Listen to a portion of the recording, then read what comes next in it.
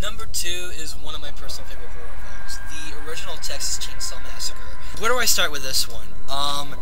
It's one of those student experiments where it's done well. It was an independent film in 1974, and what I like about this one is that the story is simple. You have, 5 young adults. They're on a little road trip.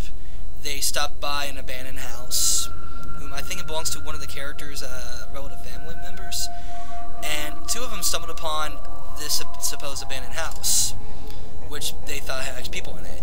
What they thought instead was an unwelcomed visit to the person that owns the house, and it's basically Leatherface. Now, what I love about that film, it's not the chase scene, it's the kitchen, it's the dinner table scene where a lot of bizarre insanity is happening at the same time. Like, you have Sally screaming, who is one of the 5 young adults in the film. She's basically screaming in a tied-up table. She's tied up to the armchairs. She's surrounded by, people that are, torturing her, just laughing their ass off.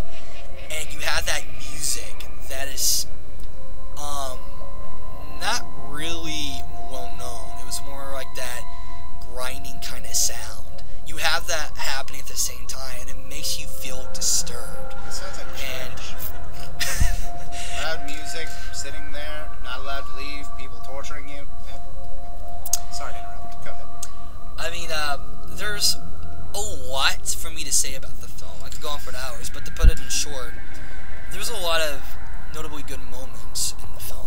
The funny thing about that one is that it's not really gory, and that it's loosely based on the events of Ed Gein, who committed such atrocities upon, 2 victims.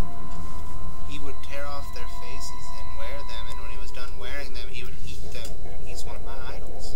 You can check Facebook for that one. He's just joking! I'm not. It's on my Facebook page. Besides the whole killing thing, he was a really smart man with good ideas. But, most geniuses turn insane. So yeah, this is, another personal favorite of mine. Here's Chris's list. Oh yes, Dawn of the Dead, one of the best zombie flicks of all time. And I believe, was this one done, who was this one done by? This was done by George A. Romero. Yeah, Romero. very, very good movie. Romero is god of horror films. He was he started all of the really good ones. Him and whoever made, Night of the Living Dead, like Tony said. Night of the Living Dead revolutionized zombie films, and everything else just kind of can't follow it. Oh yeah, I forgot to add for Night of the Living Dead, it was the first film to have an R rating. Yeah, it was also the first zombie film where it wasn't like voodoo control, but simply a disease spread thing. Yeah. But back to Dawn of the Dead. Yeah, Dawn of the Dead, and I'm talking about the 80s remake, not the back with the old one. But it was a very good movie. A bunch of people trying to survive. The zombie apocalypse has just broken out. Little kids and adults and old people all being zombies and trying to eat your flesh. Very good. Maw, karma, and it makes you actually appreciate a good horror flick. It was a good movie. I guess my number 2, as we're doing here, is just, it's not one movie, but it's the Nightmare on Elm Street series. I say my like of them goes up maybe to A New Nightmare, by Wes Craven, because Wes Craven, my god, he's amazing. He's made so many good horror movies. He's kind of like if horror had a face nowadays.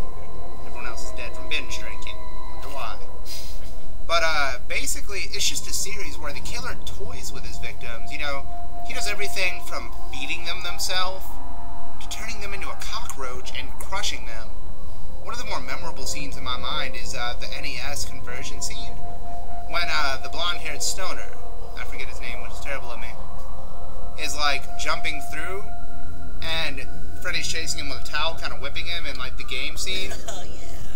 And then he kind of trips out, and then Inagata La Vida plays on I think it's a Nikon TV with no color, and then it's psychedelic. It's just it's a movie where people are going to die, but the real creativity is how. just said by Freddy himself, what do you have to scream about? I haven't even touched you. Now I'm playing with power. And now, number ones. Jaws. I am terrified of sharks, okay? I have a personal fear of sharks. And... You stop doing that. God. Okay, You can get a shark picture for that. You can cut that out. Okay, that's fine.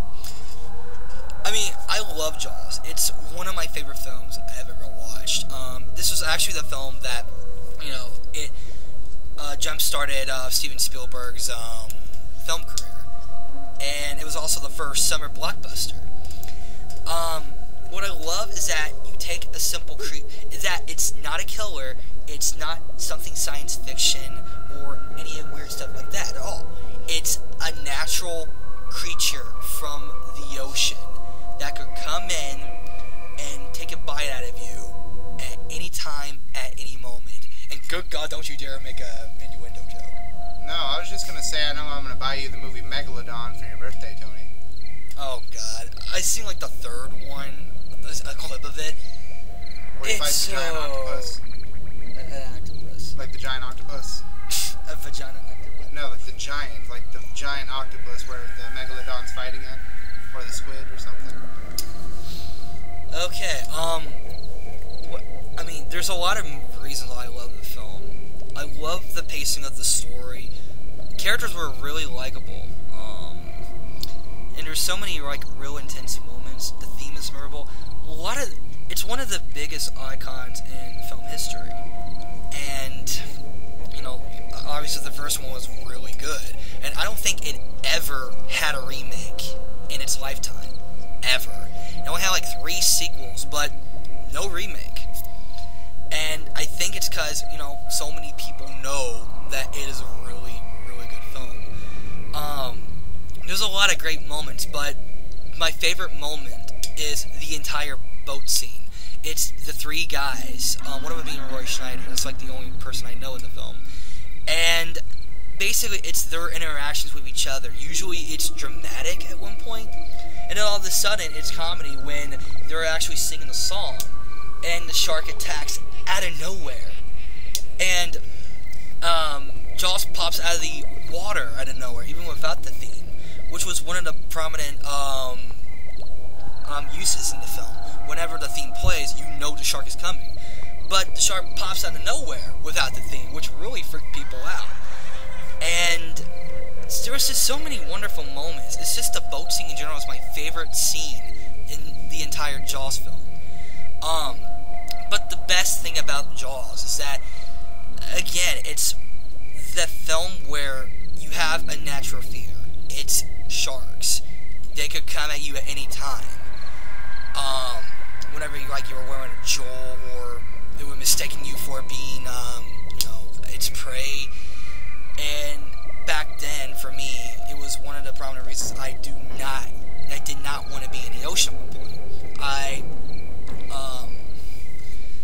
mean, I really can't give the film any more justice, but what I can say is that is... Now, some people may argue, well, T4 is not a horror movie. It's a shark. It could come out and freaking eat you in the ocean. How is not that horrifying? Somebody tell me. Maybe cover yourself in hot sauce instead of hand lotion. They'll leave you alone. Alright, Okay. For me, my number one, The Thing. 80s remake by John Carpenter. Very good movie.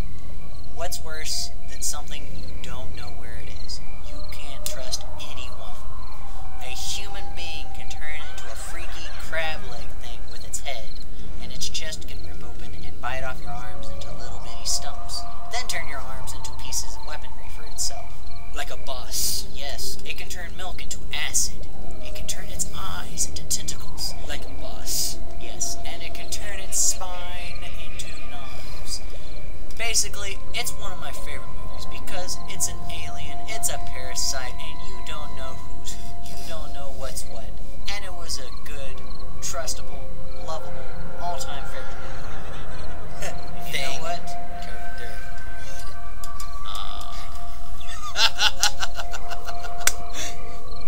Well, all in all, I gave that movie a 10 out of 10. And you know what? I'm really hoping that the prequel that they're making for the remake will be very good, because it seems to be matching what's going to happen. Because the director is supposedly a fan of John Carpenter. So, I think this should be good for the prequel make. Well, I mean, I hate to follow and act like, oh, wait. Yeah, my number 1 is Pet Sematary. And it's, in base terms, it is a tale of human greed and how it corrupted society. A man, standing there, blah, blah, everything's good, happy family, the occasional fighting, moves to a new town, buys a home, plans to raise his family there, right? Rural doctor. He should be, everything's good. They live by a busy road. All of a sudden, one day, the sun is flying his kite, and it's getting away from him, and he runs into a road, and a semi takes him out. Fatality. Yeah, no. Like, the whole time, as soon as he gets hit, I was thinking, fuck home! Punch! And then just, like, as he's, bouncing on the road a little bit, I think, yes. But, anyways, the dude buries him in a place that's enchanted, said to be enchanted and bring things back to life. Well, he was told not to do it. He was never told that they come back evil. So at first, before the kid died, I should go, the cat died, and the cat was brought back, and the cat has been a vicious asshole the whole time. Kind of like Oprah Winfrey before her morning meal. So, going on from that, we're sitting there, and you see that all of a sudden, the kid comes back, and he smiles in sunshine until he goes to the neighbor's house, grabs his medical doctor's parent figure, his scalpel. And then he cuts off the neighbor dude's ankle, and he's bleeding to death underneath the bed.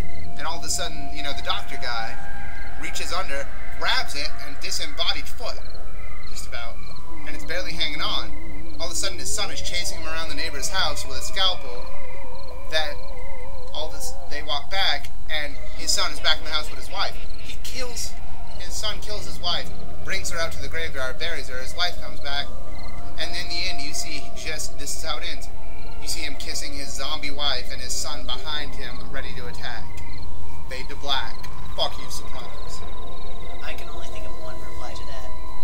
Leave Oprah alone! That joke is so dead. I know, but still, whatever happened to that guy? He could do a horror movie. It'd be called Under the Carpet. No. It would be called Out of the Closet. I knew you were gonna say that. No. See, here's why. It'd be just like Boogeyman, except he pops out of your closet, but you're safe during the day because eventually he has to go back in. He can't stay out of it for some reason. We're not gonna establish that.